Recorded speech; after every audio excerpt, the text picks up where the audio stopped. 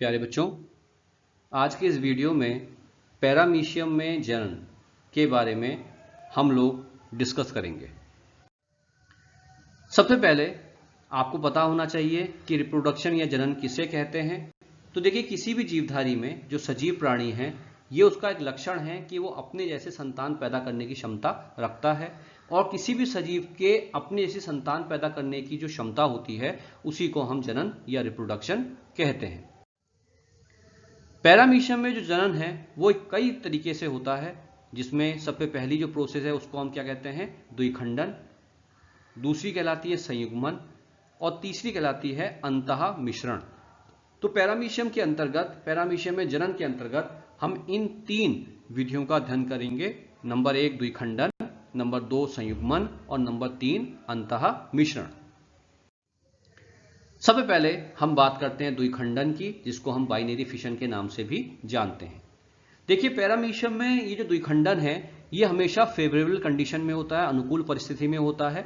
जिस समय पैरामीशियम के पास पर्याप्त मात्रा में भोजन और रहने के लिए पानी है, मौजूद है, तापमान कम है, ऐसी स्थिति में पैरामीशियम में अलैंगिक जनन की विधि द्वारा द्विखंडन की प्रक्रिया संपन्न होती है, और यह सबसे आसान प्रक्रिया है पैरामीशियम में। इस विधि में पैरामीशियम का लघु केंद्रक सूत्री विभाजन द्वारा विभाजित होकर दो अनुजात केंद्रक बनाता है, जो जंतु के विपरीत सिरे पर खिसक जाते हैं। देखिए, मैंने आपको अपने लास्ट वीडियो में बताया था कि पैरामीशियम में दो केंद्रक पाए जाते हैं। अगर आपको याद हो, एक केंद्रक आपका सेम के बीच के आकार का होता है, इस प्रकार का, जिसको हम गुरु केंद्रक कहते हैं, और एक केंद्रक होता है आपका छोटा गोल, जिसको हम लघु केंद्रक कहते हैं। तो ये जो लघु केंद्रक है ये जनन कार्य के लिए नियंत्रित करता है, जनन कार्य को, और जो गुरु केंद्रक होता है ये अन्य उपपचय क्रियाओं को नियंत्रित करने का काम करता है। और कंपटीशन की दृष्टि से ये क्वेश्चन बेहद इंपॉर्टेंट है कि लघु केंद्रक जो है जनन कार्य के लिए क्या है, महत्वपूर्ण है। तो यहां पे आपको ये ध्यान रखना है कि जब द्विखंडन की क्रिया होती है तो सूत्री विभाजन कौन से केंद्रक में होता है, लघु केंद्रक में। यह ध्यान रखिएगा कि लघु केंद्रक में सूत्री विभाजन होता है, माइटोसिस होता है, जिसके फलस्वरूप पैरामीशियम का जो लघु केंद्रक है वो दो अनुजात केंद्रकों में बंट जाता है, और ये जो दोनों केंद्रक बने, जो दो आपके संतति केंद्रक बने, वो पैरामीशियम के विपरीत सिरे पर जाके क्या हो जाते हैं, खिसक जाते हैं। इसके बाद जो आपका गुरु केंद्रक है, जो आपका बड़ा वाला केंद्रक है, सेम के बीच के आकार वाला केंद्रक है, वो बिना सूत्री विभाजन, गुरु केंद्रक में कोई सूत्री विभाजन नहीं होता, ये ध्यान रखिए, वो सीधे ही असूत्री विभाजन द्वारा लंबा होता है और उसके बाद दो भागों में क्या होता है, टूट जाता है। तो ये बहुत इंपॉर्टेंट चीज ध्यान रखने की है आपको कि लघु केंद्रक में तो सूत्री विभाजन होता है और तब जाके वो दो केंद्रकों में टूटता है, लेकिन गुरु केंद्रक में कोई सूत्री विभाजन नहीं होता, वो सीधे ही लंबा होकर दो बराबर भागों में क्या होता है, टूट जाता है। अब जो है पैरामीशियम का शरीर बीच में से एक अनुप्रस्थ संकुचन द्वारा दो बराबर भागों में बट जाता है। तो पहले लघु केंद्रक बटा, फिर गुरु केंद्रक बटा, और अब उसके बाद पैरामीशियम का जो शरीर है वो बीच में एक अनुप्रस्थ संकुचन के कारण से दो बराबर भागों में बट जाता है, और इस प्रकार से एक पैरामीशियम से दो पैरामीशियम आपके बन जाते हैं। और जब ये पैरामीशियम बनते हैं तो दोनों पैरामीशियम में एक एक गुरु केंद्रक और एक एक लघु केंद्रक मौजूद होता है। अब संतति पैरामीशियम में जिस अंगक की आवश्यकता है वो इन केंद्रकों की सहायता से संतति पैरामीशियम में विकसित हो जाते हैं, और इस प्रकार से एक विकसित पैरामीशियम से, एक वयस्क पैरामीशियम से दो संतति पैरामीशियम का जन्म होता है। अब हम डायग्राम के माध्यम से समझने का प्रयास करते हैं। आप देखिए, ये एक पैरामीशियम है जिसमें ये गुरु केंद्रक और ये लघु केंद्रक है। लघु केंद्रक आपका देखिए सूत्री विभाजन के द्वारा दो टुकड़ों में टूट रहा है, और उसी प्रकार से गुरु केंद्रक जो है वो लंबा हो रहा है और उसके बाद दो टुकड़ों में टूट रहा है। अब आप यहाँ पे देखिए दो पैरामीशियम आपके बन गए। आप इस चित्र में अगर देखें तो आप यहाँ देखिए बीच में एक खांच बन रही है, एक अनुप्रस्थ खांच बन रही है, जिसके कारण से पैरामीशियम दो टुकड़ों में टूटने के लिए तैयार है। और अंत में ये दो पैरामीशियम आपके बन गए। दोनों पैरामीशियम में एक एक गुरु केंद्रक है और एक एक लघु केंद्रक है। बराबर जीव द्रव्य है और इस प्रकार से एक पैरामीशियम से दो संतति पैरामीशियम बनने की जो घटना है इसी को हम द्विखंडन या बाइनरी फिशन के नाम से जानते हैं। अब देखिए पैरामीशियम में जनन की जो दूसरी मेथड है उसको हम संयुग्मन कहते हैं या जिसको हम कंजुगेशन कहते हैं।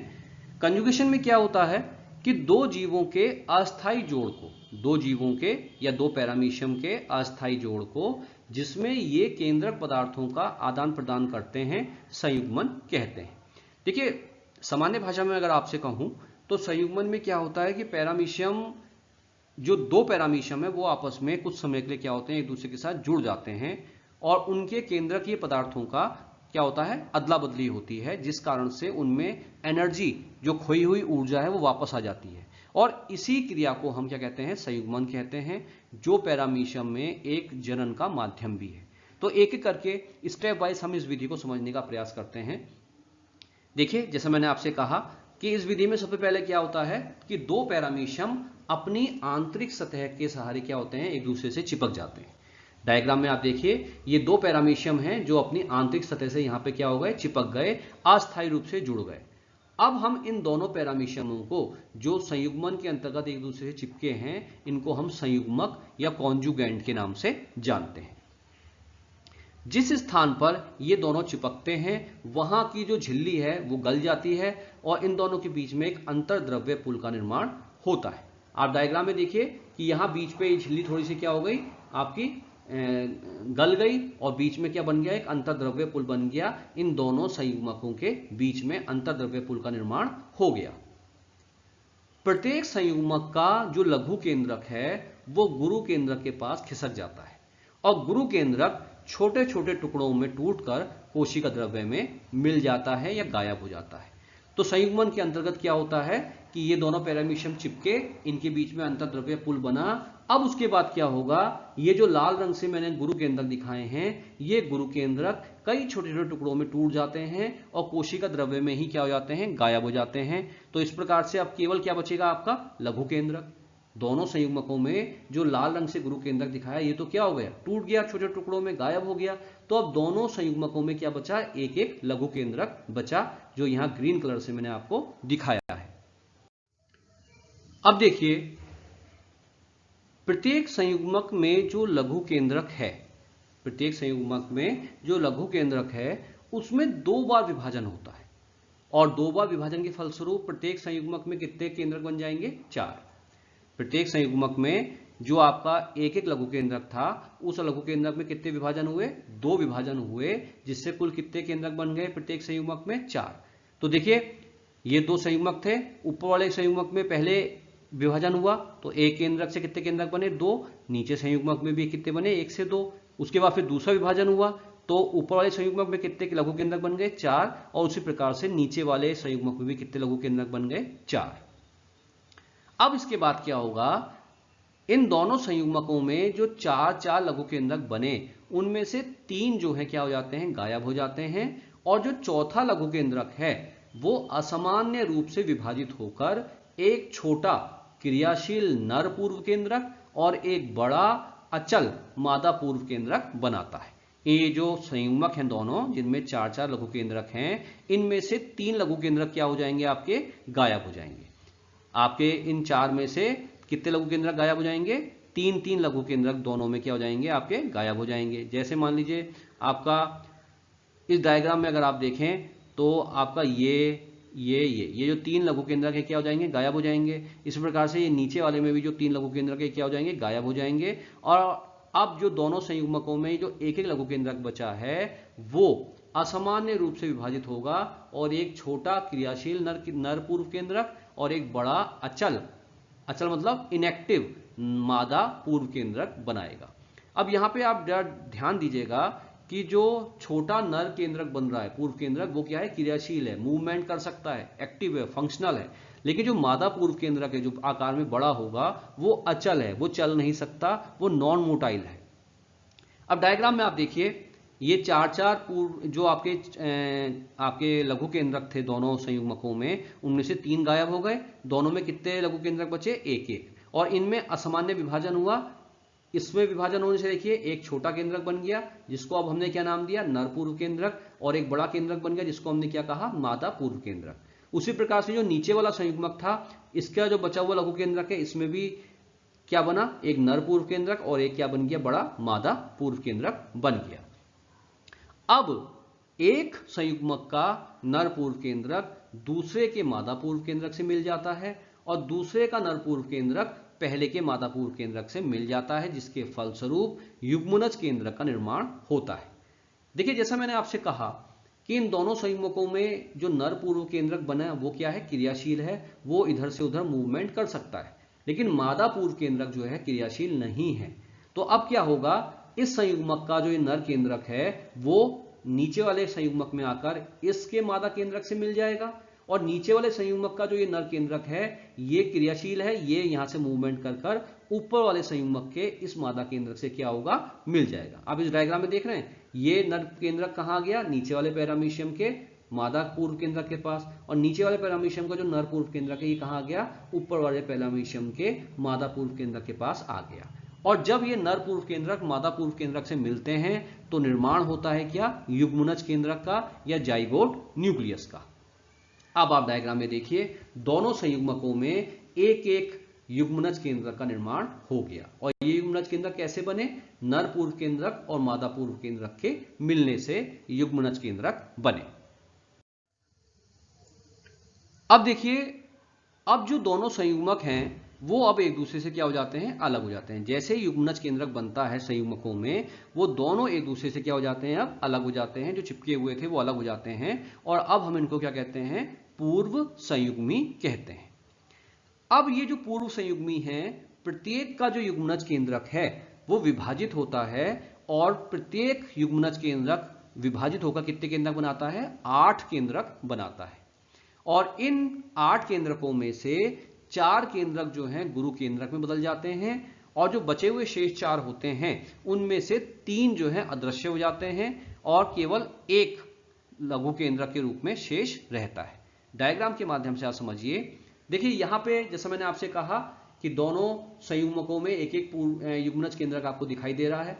इसके बाद ये दोनों संयुग्मक क्या हुए, एक दूसरे से पृथक हो गए, और उनको अब हमने क्या कहा, पूर्व संयुग्मी कहा। तो ये दोनों अलग हुए, एक पैरामीशियम ये आ गया, एक पैरामीशियम आपका ये हो गया। अब ये दोनों क्या कहलाएंगे, आपके पूर्व संयुग्मी कहलाएंगे। अब इन दोनों में जो एक एक केंद्रक था ये विभाजित होकर के कितने केंद्रक बनाता है, 8। तो देखिए पहले इन दोनों पैरामीशियम में 1 से 2 बने, फिर 2 से 4 बने, और फिर 4 से कितने बन गए, 8 बन गए। तो अब जो 8 केंद्रक बनेंगे उन 8 में से 4 आपके क्या हो जाएंगे, गुरु केंद्रक में परिवर्तित हो जाएंगे, और जो 3 हैं वो क्या हो जाएंगे, गायब हो जाएंगे। अब यहां डायग्राम में आपको क्लियर नहीं दिख रहा है, पूरा नहीं दिखाया गया है, तो मैं आपको यहां समझा दूं कि देखिए ये जो आपका संयुग्मक था वो ये डायग्राम में दिखाया गया है, और ये वाला जो संयुग्मक है ये कहां दिखाया गया, इस डायग्राम में दिखाया गया है। ये जो केंद्रक है ये इससे कितने बन गए, यहाँ पे 2 से कितने बन गए, 4, और उसके बाद यहीं पे मैं आपको दिखा दे रहा हूं इसी से कितने बन जाएंगे आपके, इस प्रकार से 8 केंद्रक आपके बन जाएंगे। ठीक है, तो इस पैरामीशियम में भी 8 बन गए, उसी प्रकार से इस पैरामीशियम में भी 4 के बाद कितने केंद्रक बन जाएंगे, टोटल आखिर में 8 केंद्रक आपके बन जाएंगे। ठीक हो गया। अब ये जो 8 केंद्रक बने, इन 8 केंद्रकों में से 4 केंद्रक किसमें कन्वर्ट हो गए, आपके गुरु केंद्रकों में। दोनों पैरामीशियमों में जो 8 थे, 8 में से 4 किसमें परिवर्तित हो गए, गुरु केंद्रकों में।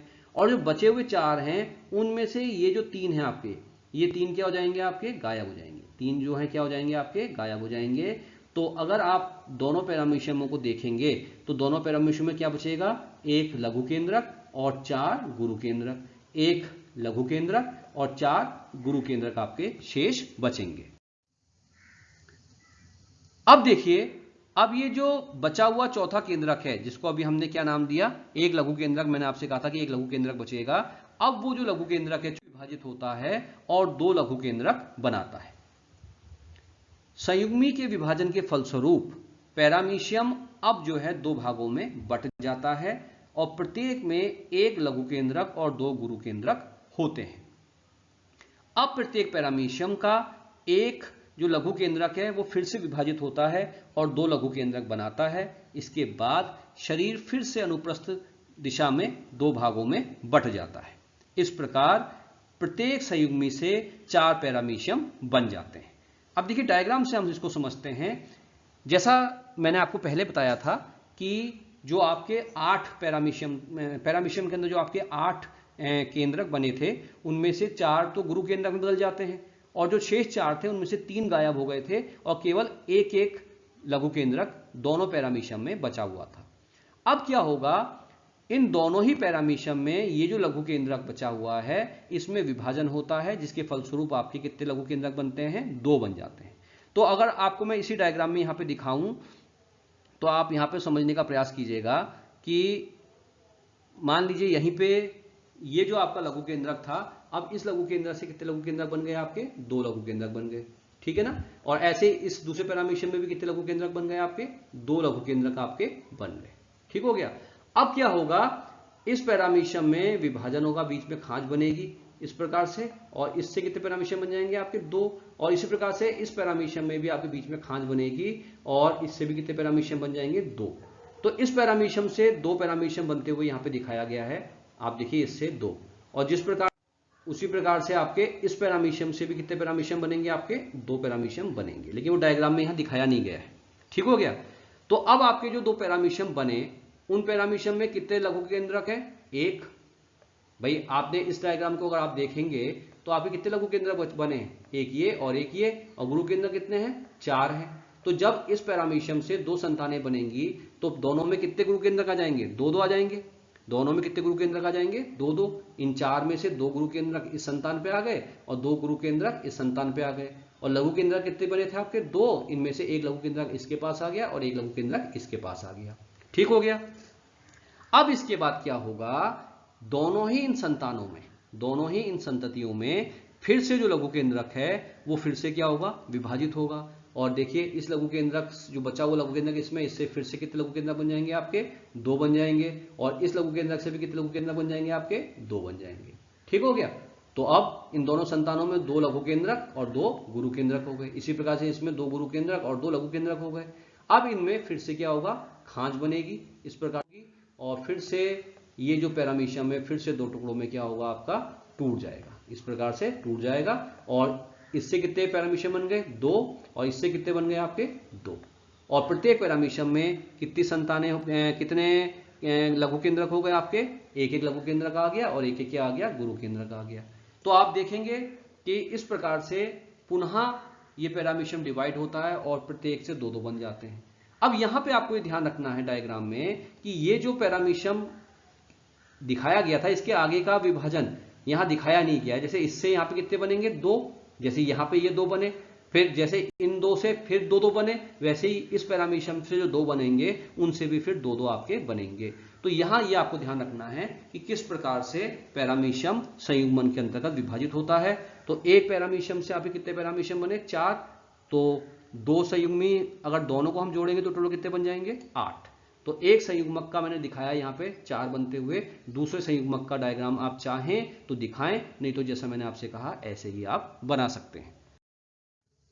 अब एक कंबाइंडली आप इसको देख लीजिए, दोबारा से रिहर्सल करने के लिए मैं समझा रहा हूं आपको।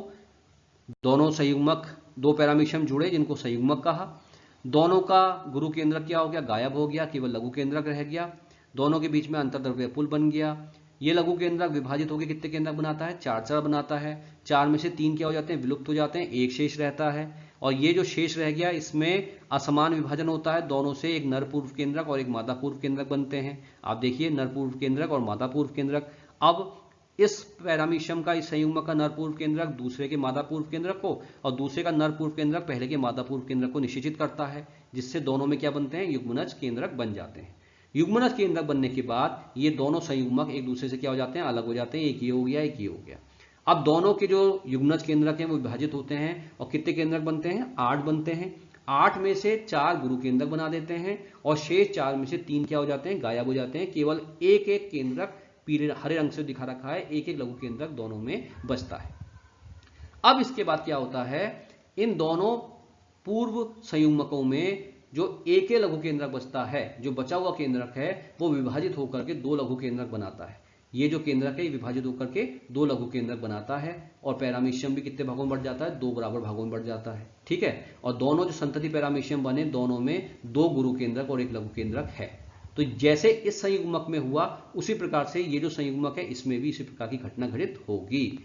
इसके बाद ये जो दोनों संतानें हैं इनमें पुनः जो लघु केंद्रक है फिर से विभाजित होता है दो भागों में, और साथ ही साथ ये जो संतति पैरामीशियम है ये भी डिवाइड हो जाता है। तो इस पैरामीशियम से दो पैरामीशियम बन गए, दोनों गुरु केंद्रकों में एक गुरु केंद्रक इसके पास चला गया और एक इसके पास चला गया, और ये जो लघु केंद्रक है ये विभाजित हो जाएगा तो इससे भी दो लघु केंद्रक बनेंगे, एक इसके पास और एक इसके पास आ जाएगा। इसी प्रकार से संतान से भी दो संतति पैरामीशियम बने, एक एक गुरु केंद्रक दोनों के पास चला गया, और जो लघु केंद्रक है इसके विभाजन से जो दो लघु केंद्रक बने वो दोनों के पास चले गए। तो यहां से जो प्रोसेस इस एक पैरामीशियम में हुई बिल्कुल वही प्रोसेस इस पैरामीशियम में भी होगी। तो यही प्रोसेस जो है आपकी कहलाती है संयुग्मन या कॉन्जुगेशन। पैरामीशियम में जनन के अंतर्गत अगली प्रोसेस पढ़ाने से पहले संयुग्मन का महत्व कई बार बोर्ड एग्जाम में पूछा जाता है। तो ये आप देख लीजिए कि देखिए संयुग्मन के अंतर्गत पैरामीशियम की संख्या क्या होती है, बढ़ती है। आप देख रहे हैं एक पैरामीशियम से चार पैरामीशियम बन गए, और संयुग्मन में चूंकि दो पैरामीशियम जुड़े तो दोनों ने अलग अलग चार चार संतानों को जन्म दिया। नंबर दो, कई पीढ़ियों तक जब पैरामीशियम बाइनरी फिशन करता है, द्विखंडन करता है, तो धीरे धीरे पैरामीशियम का आकार क्या हो जाता है, छोटा हो जाता है, और कभी कभी ये इतने छोटे हो जाते हैं कि इनकी मृत्यु हो जाती है। संयुग्मन एक ऐसी विधि है जिसमें जाने के बाद ये जो पैरामीशियम है फिर से क्या हो जाते हैं, क्रियाशील हो जाते हैं, क्योंकि इनके कोशिका द्रव्य का क्या होता है, अदला बदली हो जाती है, तो उसके कारण से फिर से क्या हो जाते हैं, एक्टिव हो जाते हैं। जो ये सुस्त हो गए थे ये फिर से क्या हो जाते हैं, सक्रिय हो जाते हैं, और इनमें जैविक शक्ति का पुनर्विकास हो जाता है। तो ये आपको पता होना चाहिए कि पैरामीशियम जब संयुग्मन में जाता है तो वो फिर से क्या हो जाता है, रिफ्रेश हो जाता है, एक्टिव हो जाता है।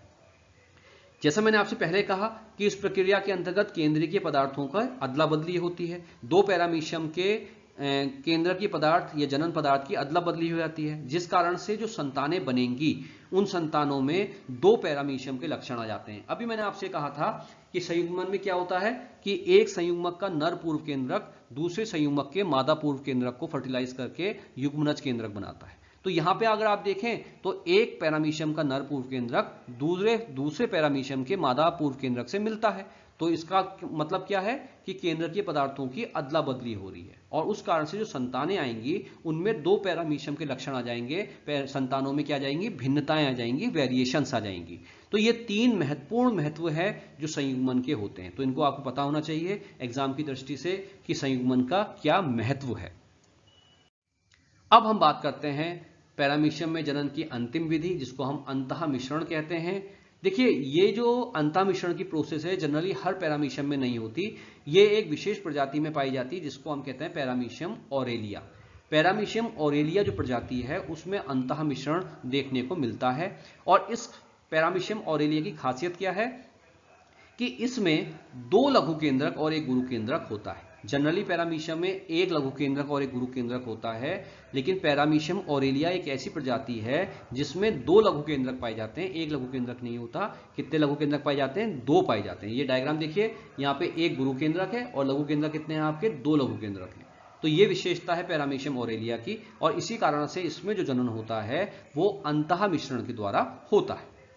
इस प्रक्रिया में क्या होता है, सबसे पहले जो है जो गुरु केंद्रक है वो टूट फूट कर गायब होने लगता है। आप डायग्राम में देखिए, ये जो गुरु केंद्रक है जो नीले रंग से दिखाया है धीरे धीरे क्या हो रहा है, गायब हो जाता है। ठीक है, और जो लघु केंद्रक है वो दो बार विभाजित होकर 8 केंद्रक में परिवर्तित हो जाता है। तो आप यहां पे देख रहे हैं कि जो गुरु केंद्रक है नीला, ये धीरे धीरे क्या हो गया, डिसअपियर हो गया, गायब हो गया, विलुप्त हो गया, और जो लघु केंद्रक हैं दो, ये विभाजित होकर के कितने बनाते हैं, 2 से 4, 4 से 8 लघु केंद्रक बन जाते हैं। तो यह 8 लघु केंद्रक की अवस्था आप देख रहे हैं जहां पे गुरु केंद्रक क्या हो गया है, गायब हो गया है। अब देखिए क्या होता है, ये जो 8 लघु केंद्रक बने, इन 8 लघु केंद्रकों में से 6 लघु केंद्रक क्या हो जाते हैं, गायब हो जाते हैं। आप देखिए यहाँ पे ये 8 थे, 4 ये, इनमें से जो है 3 क्या हो गए, गायब हो गए। तो टोटल 6 गायब हो गए, और एक एक लघु केंद्रक दोनों साइड आपका बचा। अब इस समय जिस समय 6 केंद्रक आपके गायब हो गए, पैरामीशियम 2 भागों में बढ़ जाता है। आप देखिए ये बीच में खांच बन रही है, तो इस कारण से पैरामीशियम क्या हो गया, दो भागों में बढ़ गया, दो संतति पैरामीशियम बन गए और प्रत्येक में एक एक जो है सक्रिय लघु केंद्रक आ गया। ठीक हो गया ना। तो अब जो पैरामीशियम संतति बने उनमें लघु केंद्रक जो आ गया, अब वो लघु केंद्रक दो बार विभाजित होकर चार केंद्रक बनाता है। अब ये जो संतति केंद्रक पैरामीशियम बने थे, इनमें ये जो दो लघु केंद्रक है, इनमें से एक इसके पास आ गया और एक इसके पास आ गया। ठीक हो गया। अब दोनों संतति पैरामीशियम में जो लघु केंद्रक है ये विभाजित होता है और कितने लघु केंद्रक बनाता है, चार। आप देखिए इस पैरामीशियम से ये चार बन गए, इस पैरामीशियम में भी ये चार लघु केंद्रक बन गए। ये जो चार चार लघु केंद्रक बने, इनमें से दो जो केंद्रक हैं वो परिवर्तित हो जाते हैं किसमें, गुरु केंद्रक में। ये जो नीले रंग से दिखाया गया है गुरु केंद्रक है और जो हरे रंग से दिखाया है ये क्या है, लघु केंद्रक। तो दोनों पैरामीशियम में अगर आप देखो तो ये जो चार केंद्रक बने थे इनमें से दो जो हैं गुरु केंद्रक बना देते हैं और दो किस में कन्वर्ट हो जाते हैं, लघु केंद्रक में परिवर्तित हो जाते हैं। अब क्या होता है, अब जो दो लघु केंद्रक हैं वो विभाजित होकर के चार अनुजात केंद्रक बनाते हैं। आप देखिए इस पैरामीशियम में भी दो लघु केंद्रक हैं, दो गुरु केंद्रक हैं, इस पैरामीशियम में भी दो गुरु केंद्रक हैं, दो लघु केंद्रक हैं। अब इन लघु केंद्रकों में फिर से विभाजन होता है जिसके फलस्वरूप कितने बनते हैं, चार चार लघु केंद्रक बनते हैं। आप देखिए यहाँ दो लघु केंद्रक थे तो इस पैरामीशियम में भी दो से कितने बन गए, चार लघु केंद्रक बन गए। इस पैरामीशियम में दो लघु केंद्रक थे, विभाजित होकर कितने बन गए, चार लघु केंद्रक बन गए। ठीक इसी समय अब दोनों पैरामीशियम जो संतति हैं उनमें फिर से विभाजन होता है। आप देखिए ये खांच बन गई दोनों पैरामीशियम में और इस पैरामीशियम में से कितने पैरामीशियम बन गए, दो, और इस पैरामीशियम में भी खांच बनी, कितने बन गए, दो। और प्रत्येक पैरामीशियम जो संतति बनी उन संतति पैरामीशियम में आप देखेंगे तो दो लघु केंद्रक जो हरे रंग से दिखाए हैं और एक गुरु केंद्रक जो नीले रंग से दिखाया है वो मौजूद होता है। तो इस प्रकार से एक पैरामीशियम ऑरेलिया से चार संतति पैरामीशियम विकसित होते हैं जिनमें एक गुरु केंद्रक और दो लघु केंद्रक मौजूद हैं। तो ये आपने पैरामीशियम अंतः मिश्रण के बारे में पढ़ा और मैं दोबारा से बता रहा हूं कि पैरामीशियम अंतः मिश्रण केवल पैरामीशियम की ऑरेलिया जाति में पाया जाता है, क्योंकि इसकी खासियत यह है कि इसमें दो लघु केंद्रक और एक गुरु केंद्रक होता है और इस विधि के द्वारा एक पैरामीशियम जो पैतृक पैरामीशियम है उससे चार संतति पैरामीशियम का जन्म होता है। तो इस वीडियो के माध्यम से मैंने आपको पैरामीशियम में जनन की, द्विखंडन, संयुग्मन और अंतः मिश्रण तीनों विधियों को विस्तार से समझाया। अगर आपको ये वीडियो पसंद आया तो इसे लाइक कीजिए, कमेंट कीजिए और इस चैनल को सब्सक्राइब कीजिए। धन्यवाद।